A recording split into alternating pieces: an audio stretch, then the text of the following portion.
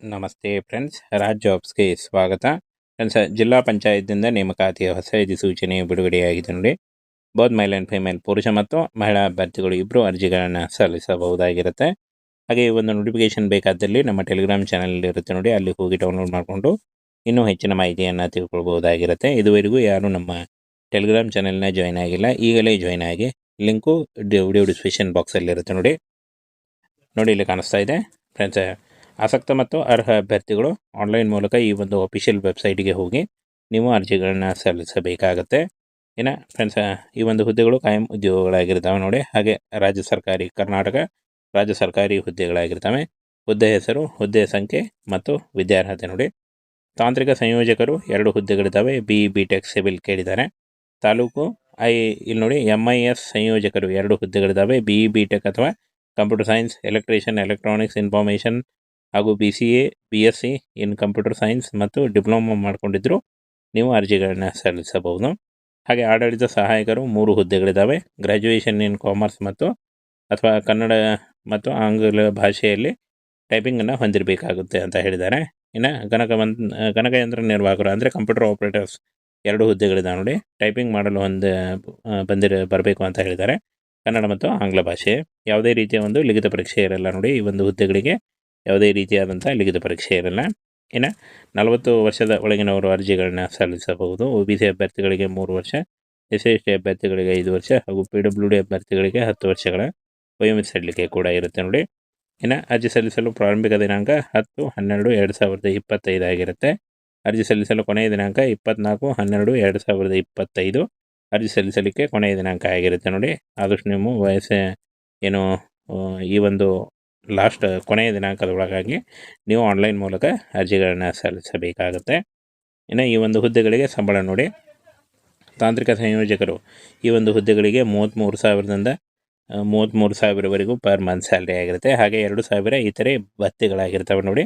ಪ್ರಯಾಣ ಅಥವಾ ಊಟಕ್ಕೆ ಅಂತ ಇರುತ್ತೆ. ಹಾಗೇನ ತಾಲೂಕು MIS ಸಂಯೋಜಕರು ಇವರಿಗೆ 28,000 ಇರುತ್ತೆ.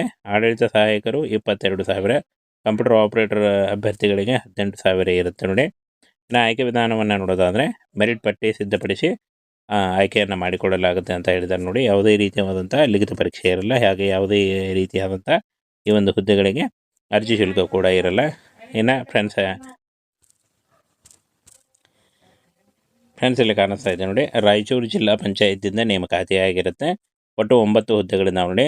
ಕಂಪ್ಯೂಟರ್ ನಿರ್ವಾಹಕ, ಸಂಯೋಜಕರು ಹಾಗೂ ಇತರೆ ಹುದ್ದೆಗಳಿಗೆ ನೇಮಕಾತಿ ಇರುತ್ತೆ. ಒಟ್ಟು ಈ ಒಂದು ಹುದ್ದೆಗಳು ಸಂಪೂರ್ಣವಾಗಿ ಕರ್ನಾಟಕ ರಾಜ್ಯ ಸರ್ಕಾರಿ ಉದ್ಯೋಗಗಳು ಮತ್ತು ಕಾಯಂ ಉದ್ಯೋಗಗಳಾಗಿರ್ತವೆ ನೋಡಿ. ಇಲ್ಲಿ ಕಾಣಿಸ್ತಾ ಇದೆ, ರಾಯಚೂರು ಜಿಲ್ಲಾ ಪಂಚಾಯತ್ ಆಗಿರುತ್ತೆ. 9 ಹುದ್ದೆಗಳಿದ್ದಾವೆ. ಹಾಗೆ ಉದ್ಯೋಗ ಸ್ಥಳ ರಾಯಚೂರು ಕರ್ನಾಟಕ ಆಗಿರುತ್ತೆ. ತಾಂತ್ರಿಕ ಸಂಯೋಜಕರು, ಕಂಪ್ಯೂಟರ್ ಅಡ್ಮಿನಿಸ್ಟ್ರೇಷನ್ ಹಾಗೂ ಗ್ರಂಥಪಾಲಕ ಹುದ್ದೆಗಳಿಗೂ ಕೂಡ ನೇಮಕಾತಿ ಇರುತ್ತೆ. 30,000ದಿಂದ 60,000ವರೆಗೂ ಪರ್ ಮಂತ್ ಸ್ಯಾಲ್ರಿ ಆಗಿರುತ್ತೆ ನೋಡಿ. ಇನ್ನು ಫ್ರೆಂಡ್ಸ್, ತಾಂತ್ರಿಕ ಸಂಯೋಜಕರು 2 ಹುದ್ದೆ, ತಾಲೂಕು MIS ಸಂಯೋಜಕರು 2 ಹುದ್ದೆಗಳಿದ್ದಾವೆ. ಆಡಳಿತ ಸಹಾಯಕರು 3 ಹುದ್ದೆಗಳಿದ್ದಾವೆ. ಕಂಪ್ಯೂಟರ್ ಆಡಳಿತಕಾರಿ DEO 2 ಹುದ್ದೆಗಳಿದ್ದಾವೆ ನೋಡಿ. ಆದಷ್ಟು ನಿಮ್ಮ ವಯಸ್ಸಿನ ಲೆಕ್ಕಾಚಾರ ಮಾಡಿಕೊಂಡು ಹಾಗೂ ಈ ಒಂದು ಎಜುಕೇಷನ್ ಕರೆಕ್ಟಾಗಿ ನೋಡಿಕೊಂಡು ನೀವು ಅರ್ಜಿಗಳನ್ನ ಸಲ್ಲಿಸಬಹುದು. PUC ಹಾಗೂ ಯಾವುದೇ ಡಿಗ್ರಿ, ಡಿಪ್ಲೊಮಾ, BSc ಮತ್ತು BE/BTech ಆದಂಥ ಅಭ್ಯರ್ಥಿಗಳು ಈ ಒಂದು ಹುದ್ದೆಗಳಿಗೆ ಅರ್ಜಿಗಳನ್ನು ಸಲ್ಲಿಸಬಹುದು ನೋಡಿ. ಯಾವ ಒಂದು ಹುದ್ದೆಗಳಿಗೆ ಏನು ಅರ್ಹತೆ ಅಂತ ನೋಡೋದಾದರೆ ತಾಂತ್ರಿಕ ಸಂಯೋಜಕರು ಸಿವಿಲ್ನಲ್ಲಿ BE/BTech ಮಾಡಿರಬೇಕು. ಹಾಗೂ taluk MIS ಸಂಯೋಜಕರು BE/BTech computer science, electrician, electronics, ಮಾಹಿತಿ ವಿಜ್ಞಾನ, BCA ಅಥವಾ BSc ಡಿಪ್ಲೊಮಾ ಮಾಡಿಕೊಂಡಿದ್ದರೂ ನೀವು ಅರ್ಜಿಗಳನ್ನು ಸಲ್ಲಿಸಬಹುದು. ಹಾಗೆ ಆಡಳಿತ ಸಹಾಯಕರು ಮತ್ತು ಗ್ರಂಥಪಾಲಕ ಹಾಗೂ ಕಂಪ್ಯೂಟರ್ ಆಡಳಿತಕಾರಿ ನೋಡಿ ಪದವಿ ಮಾಡ್ಕೊಂಡಿರಬೇಕಾಗತ್ತೆ. ಯಾವುದೇ ಡಿಗ್ರಿಯನ್ನು ಹೊಂದಿದ್ದರೂ ನೀವು ಅರ್ಜಿಗಳನ್ನು ಸಲ್ಲಿಸಬಹುದು. 40 ವರ್ಷದ ಒಳಗಿನವರಾಗಿರಬೇಕಾಗತ್ತೆ. ಹಾಗೆ ವಯೋಮಿತಿ ಸಡಿಲಿಕೆ ಕೂಡ ಇರುತ್ತೆ. OBC ಅಭ್ಯರ್ಥಿಗಳಿಗೆ 3 ವರ್ಷ, SC/ST ಅಭ್ಯರ್ಥಿಗಳಿಗೆ 5 ವರ್ಷ ಹಾಗೂ PWD ಅಭ್ಯರ್ಥಿಗಳಿಗೆ 10 ವರ್ಷಗಳ ವಯೋಮಿತಿ ಸಡಿಲಿಕೆ ಕೂಡ ಇರುತ್ತೆ. ಯಾವುದೇ ರೀತಿಯ ಲಿಖಿತ ಪರೀಕ್ಷೆ ಆಗಲಿ, ಯಾವುದೇ ರೀತಿಯ ಒಂದು ಅರ್ಜಿ ಶುಲ್ಕ ಆಗಲಿ ಇರಲ್ಲ. ಇನ್ನು ಮುಂದೆ ನೋಡಿ, ಪ್ರಮುಖ ದಿನಾಂಕಗಳು ನೋಡಿ 10/12/2025 ಶುರುವಾಗುತ್ತೆ. ಹಾಗೆ 24 ಡಿಸೆಂಬರ್ 2025 ಅರ್ಜಿ ಸಲ್ಲಿಸಲಿಕ್ಕೆ ಕೊನೆಯ ದಿನಾಂಕ ಆಗಿರುತ್ತೆ ನೋಡಿ. ಈ ಒಂದು ಕೊನೆಯ ದಿನಾಂಕದೊಳಗಾಗಿ ನೀವು ಆನ್ಲೈನ್ ಮೂಲಕ ಅರ್ಜಿಗಳನ್ನ ಸಲ್ಲಿಸಬೇಕಾಗುತ್ತೆ. ಫ್ರೆಂಡ್ಸ್, ಜಿಲ್ಲಾ ಪಂಚಾಯತ್ದಿಂದ ನೇಮಕಾತಿಯ ಹೊಸ ಅಧಿಸೂಚನೆ ಬಿಡುಗಡೆಯಾಗಿದೆ ನೋಡಿ. ಬೋತ್ ಮೇಲ್ ಆ್ಯಂಡ್ ಫಿಮೇಲ್, ಪುರುಷ ಮತ್ತು ಮಹಿಳಾ ಅಭ್ಯರ್ಥಿಗಳು ಇಬ್ಬರು ಅರ್ಜಿಗಳನ್ನು ಸಲ್ಲಿಸಬಹುದಾಗಿರುತ್ತೆ. ಹಾಗೆ ಈ ಒಂದು ನೋಟಿಫಿಕೇಷನ್ ಬೇಕಾದಲ್ಲಿ ನಮ್ಮ ಟೆಲಿಗ್ರಾಮ್ ಚಾನಲ್ ಇರುತ್ತೆ ನೋಡಿ, ಅಲ್ಲಿ ಹೋಗಿ ಡೌನ್ಲೋಡ್ ಮಾಡಿಕೊಂಡು ಇನ್ನೂ ಹೆಚ್ಚಿನ ಮಾಹಿತಿಯನ್ನು ತಿಳ್ಕೊಳ್ಬಹುದಾಗಿರುತ್ತೆ. ಇದುವರೆಗೂ ಯಾರು ನಮ್ಮ ಟೆಲಿಗ್ರಾಮ್ ಚಾನಲ್ನ ಜಾಯ್ನ್ ಆಗಿಲ್ಲ, ಈಗಲೇ ಜಾಯ್ನ್ ಆಗಿ. ಲಿಂಕು ವಿಡಿಯೋ ಡಿಸ್ಕ್ರಿಪ್ಷನ್ ಬಾಕ್ಸಲ್ಲಿ ಇರುತ್ತೆ ನೋಡಿ ಇಲ್ಲಿ ಕಾಣಿಸ್ತಾ ಇದೆ ಫ್ರೆಂಡ್ಸ್. ಆಸಕ್ತ ಮತ್ತು ಅರ್ಹ ಅಭ್ಯರ್ಥಿಗಳು ಆನ್ಲೈನ್ ಮೂಲಕ ಈ ಒಂದು ಅಫಿಷಿಯಲ್ ವೆಬ್ಸೈಟ್ಗೆ ಹೋಗಿ ನೀವು ಅರ್ಜಿಗಳನ್ನ ಸಲ್ಲಿಸಬೇಕಾಗತ್ತೆ. ಇನ್ನು ಫ್ರೆಂಡ್ಸ್, ಈ ಒಂದು ಹುದ್ದೆಗಳು ಕಾಯಂ ಉದ್ಯೋಗಗಳಾಗಿರ್ತವೆ ನೋಡಿ. ಹಾಗೆ ಕರ್ನಾಟಕ ರಾಜ್ಯ ಸರ್ಕಾರಿ ಹುದ್ದೆಗಳಾಗಿರ್ತವೆ. ಹುದ್ದೆ ಹೆಸರು, ಹುದ್ದೆ ಸಂಖ್ಯೆ ಮತ್ತು ವಿದ್ಯಾರ್ಹತೆ ನೋಡಿ. ತಾಂತ್ರಿಕ ಸಂಯೋಜಕರು 2 ಹುದ್ದೆಗಳಿದ್ದಾವೆ. BTech ಸಿವಿಲ್ ಕೇಳಿದ್ದಾರೆ. ತಾಲೂಕು ಇಲ್ಲಿ ನೋಡಿ MIS ಸಂಯೋಜಕರು 2 ಹುದ್ದೆಗಳಿದ್ದಾವೆ. BTech ಅಥವಾ computer science, electrician, electronics, information ಹಾಗೂ BCA BSc in computer science ಮತ್ತು ಡಿಪ್ಲೊಮಾ ಮಾಡಿಕೊಂಡಿದ್ದರು ನೀವು ಅರ್ಜಿಗಳನ್ನ ಸಲ್ಲಿಸಬಹುದು. ಹಾಗೆ ಆಡಳಿತ ಸಹಾಯಕರು 3 ಹುದ್ದೆಗಳಿದ್ದಾವೆ. ಗ್ರ್ಯಾಜುಯೇಷನ್ ಇನ್ ಕಾಮರ್ಸ್ ಮತ್ತು ಅಥವಾ ಕನ್ನಡ ಮತ್ತು ಆಂಗ್ಲ ಭಾಷೆಯಲ್ಲಿ ಟೈಪಿಂಗನ್ನು ಹೊಂದಿರಬೇಕಾಗುತ್ತೆ ಅಂತ ಹೇಳಿದ್ದಾರೆ.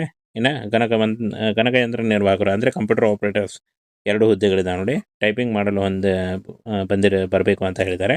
ಕನ್ನಡ ಮತ್ತು ಆಂಗ್ಲ ಭಾಷೆ. ಯಾವುದೇ ರೀತಿಯ ಒಂದು ಲಿಖಿತ ಪರೀಕ್ಷೆ ಇರಲ್ಲ ನೋಡಿ. ಈ ಒಂದು ಹುದ್ದೆಗಳಿಗೆ ಯಾವುದೇ ರೀತಿಯಾದಂಥ ಲಿಖಿತ ಪರೀಕ್ಷೆ ಇರಲ್ಲ. ಇನ್ನು 40 ವರ್ಷದ ಒಳಗಿನವರು ಅರ್ಜಿಗಳನ್ನ ಸಲ್ಲಿಸಬಹುದು. OBC ಅಭ್ಯರ್ಥಿಗಳಿಗೆ 3 ವರ್ಷ, SC ಅಭ್ಯರ್ಥಿಗಳಿಗೆ 5 ವರ್ಷ ಹಾಗೂ PWD ಅಭ್ಯರ್ಥಿಗಳಿಗೆ 10 ವರ್ಷಗಳ ವಯೋಮಿತಿ ಕೂಡ ಇರುತ್ತೆ ನೋಡಿ. ಇನ್ನು ಅರ್ಜಿ ಸಲ್ಲಿಸಲು ಪ್ರಾರಂಭಿಕ ದಿನಾಂಕ 10/12/2025 ಆಗಿರುತ್ತೆ. ಅರ್ಜಿ ಸಲ್ಲಿಸಲು ಕೊನೆಯ ದಿನಾಂಕ 24/12/2025 ಅರ್ಜಿ ಸಲ್ಲಿಸಲಿಕ್ಕೆ ಕೊನೆಯ ದಿನಾಂಕ ಆಗಿರುತ್ತೆ ನೋಡಿ. ಆದಷ್ಟು ನೀವು ಈ ಒಂದು ಲಾಸ್ಟ್ ಕೊನೆಯ ದಿನಾಂಕದ ಒಳಗಾಗಿ ನೀವು ಆನ್ಲೈನ್ ಮೂಲಕ ಅರ್ಜಿಗಳನ್ನು ಸಲ್ಲಿಸಬೇಕಾಗುತ್ತೆ. ಇನ್ನು ಈ ಒಂದು ಹುದ್ದೆಗಳಿಗೆ ಸಂಬಳ ನೋಡಿ. ತಾಂತ್ರಿಕ ಸಂಯೋಜಕರು ಈ ಒಂದು ಹುದ್ದೆಗಳಿಗೆ 33,000ವರೆಗೂ ಪರ್ ಮಂತ್ ಸ್ಯಾಲ್ರಿ ಆಗಿರುತ್ತೆ. ಹಾಗೆ 2,000 ಇತರೆ ಭತ್ಯೆಗಳಾಗಿರ್ತವೆ ನೋಡಿ. ಪ್ರಯಾಣ ಅಥವಾ ಊಟಕ್ಕೆ ಅಂತ ಇರುತ್ತೆ. ಹಾಗೇನ ತಾಲೂಕು MIS ಸಂಯೋಜಕರು ಇವರಿಗೆ 28,000 ಇರುತ್ತೆ. ಆಡಳಿತ ಸಹಾಯಕರು 22,000. ಕಂಪ್ಯೂಟರ್ ಆಪರೇಟರ್ ಅಭ್ಯರ್ಥಿಗಳಿಗೆ 18,000 ಇರುತ್ತೆ ನೋಡಿ. ಇನ್ನು ಆಯ್ಕೆ ವಿಧಾನವನ್ನು ನೋಡೋದಾದರೆ ಮೆರಿಟ್ ಪಟ್ಟಿ ಸಿದ್ಧಪಡಿಸಿ ಆಯ್ಕೆಯನ್ನು ಮಾಡಿಕೊಡಲಾಗುತ್ತೆ ಅಂತ ಹೇಳಿದ್ದಾರೆ ನೋಡಿ. ಯಾವುದೇ ರೀತಿಯಾದಂಥ ಲಿಖಿತ ಪರೀಕ್ಷೆ ಇರಲ್ಲ. ಹಾಗೆ ಯಾವುದೇ ರೀತಿಯಾದಂಥ ಈ ಒಂದು ಹುದ್ದೆಗಳಿಗೆ ಅರ್ಜಿ ಶುಲ್ಕ ಕೂಡ ಇರಲ್ಲ.